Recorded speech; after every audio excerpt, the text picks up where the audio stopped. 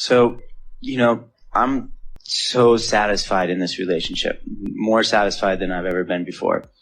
And at the same time, I feel like I'm being pulled towards more. I'm not saying more in a different relationship. I'm just saying more in an expansion kind of way. And I want her to come along with me. That has to be irrelevant. Okay. That has to be irrelevant. So that has to be irrelevant because Source, that's what we just said. Source sees her as perfect. And if you see her than less than perfect, then you have made the wrong thing relevant and you're not in alignment with Source. And now without meaning to, you're giving her the credit or the blame. So the thing relevant then is that she's already gone there. She's already expanded to where it is that I want to go. Often. Here's something that's a little tricky and very interesting about all of this. When you ask anyone to be sometimes in relationships, and we know you're past this, and yet it comes up with you and everyone else from time to time.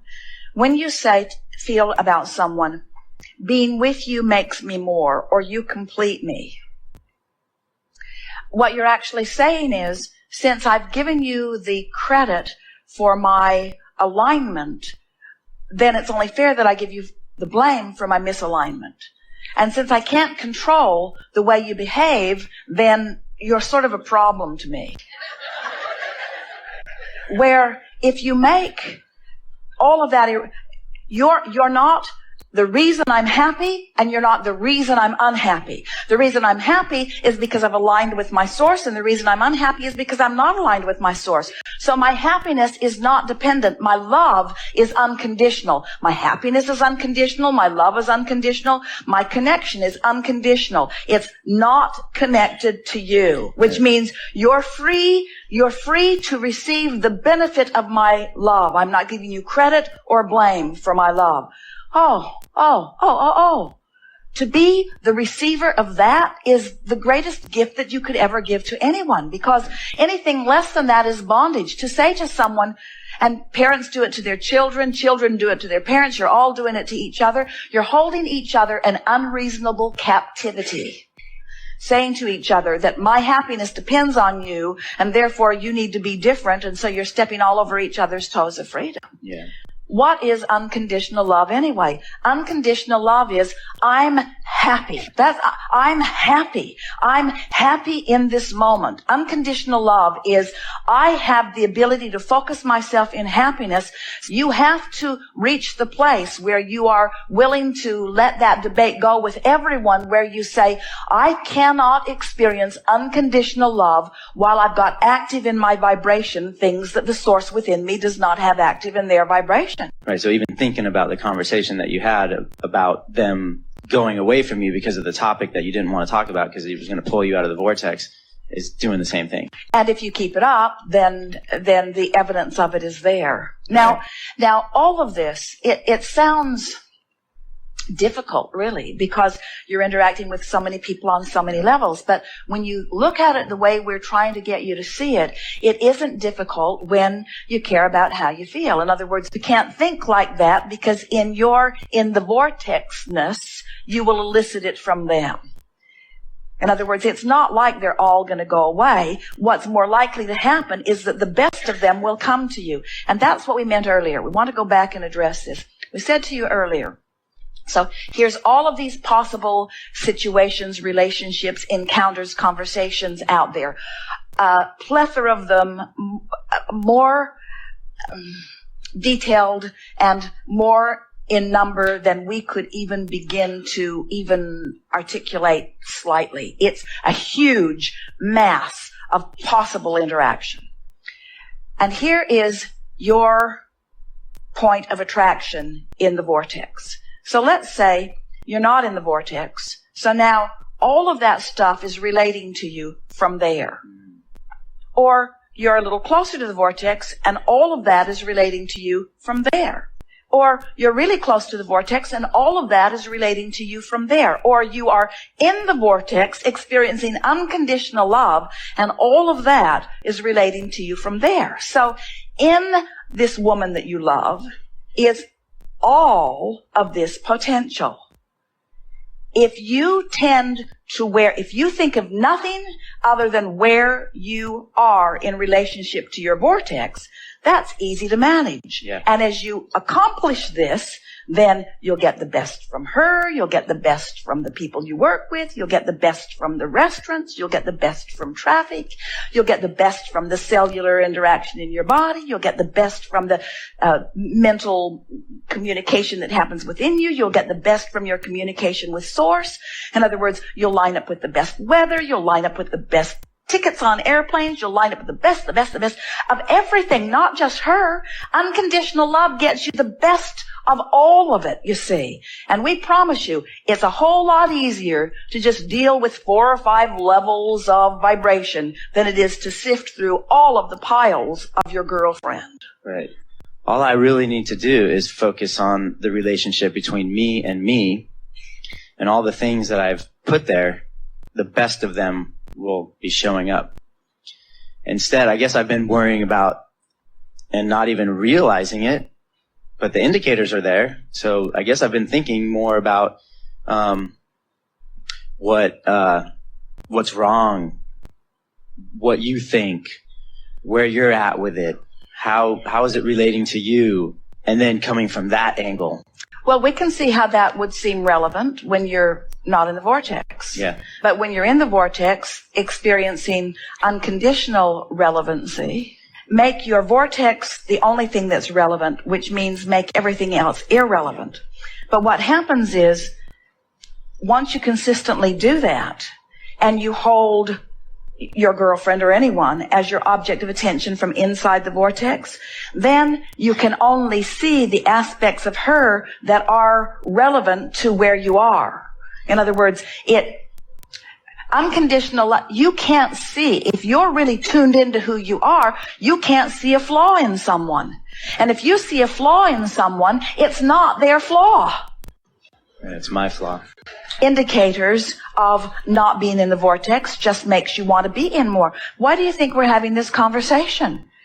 This is the most leading edge conversation we've ever had about being in the vortex or about unconditional love or about relationships. This was a really meaty conversation that we just had that we would not have had if you had always been in the vortex. Yeah.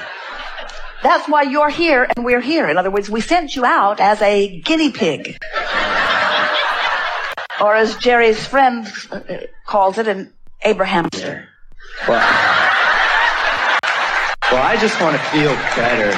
I feel pretty good, and it's obvious, but I just want to feel better, and that's why I'm reaching for ways to feel better more often. And I'm getting a little light shined on the fact that I do bless being out of the vortex because I know the bounce. I know the contrast serves me well. I know there's eternalness in it. That's really the piece. In other words, and until you're faced with the life or death isn't the right terminology, but we wanted to be dramatic so that you'd hear it in that way. Until you're faced with the sort of life or death, which is like in the vortex or out of the vortex choice of something, you often do the lazy thing. And Esther experienced that with this book launch. In other words, it seemed rational to make the book launch and the way it related to important clients, it seemed rational to make that important. But the discomfort of being out of the vortex on such an important subject was so severe that it was like life or death. It was like give it up or die. The discomfort was so strong. And of course, we're being overly dramatic a little bit. But when you come to, when a situation makes you feel enough discord that it causes you to put things in their right priority, it's always worth it. Yeah, well, you've taught me so well that the small amount of time that I'm out of the vortex, I appreciate and I understand, but it hurts. Well, here's the thing. This is the reason why we want to talk to you, and we want to talk to you until you get it, you and everyone else, is because your blessed vortex is going to keep moving into higher and higher frequencies.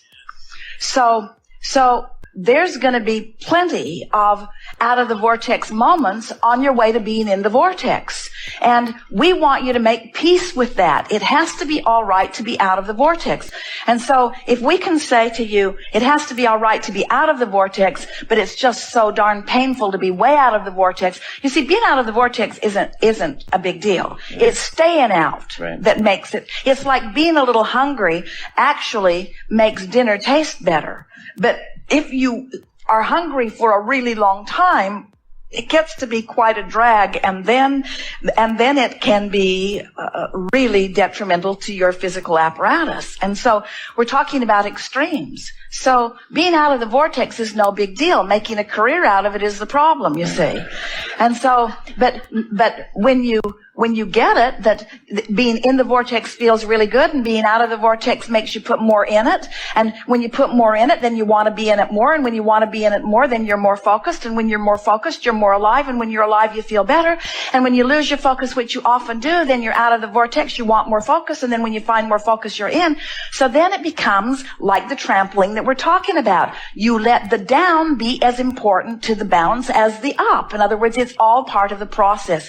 And you don't make it be this statement or proclamation of worthiness or righteousness on you or anyone else. You say, I'm alive and I'm a creator and I'm a molder and I'm doing just fine. And Source loves me. Here's the most important thing to remember. Source unconditionally loves you even when you're not in the vortex. Isn't that interesting? That's why you feel bad when you're not. If Source was mad at you for not being in the vortex when you weren't in, you wouldn't feel bad. Did you get that? Yeah. If Source was not in the vortex when you went out, you wouldn't feel the separation. So can't you afford yourself the same benefit? So when you're not in the vortex, here's what you say. Well, at least Source still loves me. Source refuses to get out of the vortex just because I'm out of the vortex. So I should give myself the same break, you see. And then say, Source and I have an agreement. My inner being was born, when I was born into this time-space reality, my inner being stayed in the vortex. When I expanded out into this contrast, my inner being stayed in the vortex. My job is to come out occasionally. My inner being's job is to stay in always. So, since I'm just doing what I was born to do, why am I making it such a big hairy deal when I'm out? Answer, because it felt so good when I was in that I don't feel good when I'm out. Conclusion, don't stay out very long. Don't stay out very long, but don't condemn being out. It's really fun moving in, too. Well, that's what it's all about. Yeah. It can't be fun moving in. You can't have the bounce up if you didn't have the bounce down. In other words, it really is that simple. It's all part of the process. And so. Well, I've heard you say that moving into the vortex is where life is lived. That's where the passion of life, and you know why? Because as you come into the vortex, you come into the fullness of all that you are, you see. Yeah. But if you came into the fullness of all that you are, and that's all that you are, and it's all that you are, and then it's all that you are, and it's all that you are, and it's all that you are, and it's all that you are, it's all that you are, it wouldn't be enough in time. It's sort of boring. It would be boring. Well, I get it, and thank you so much for giving me the opportunity.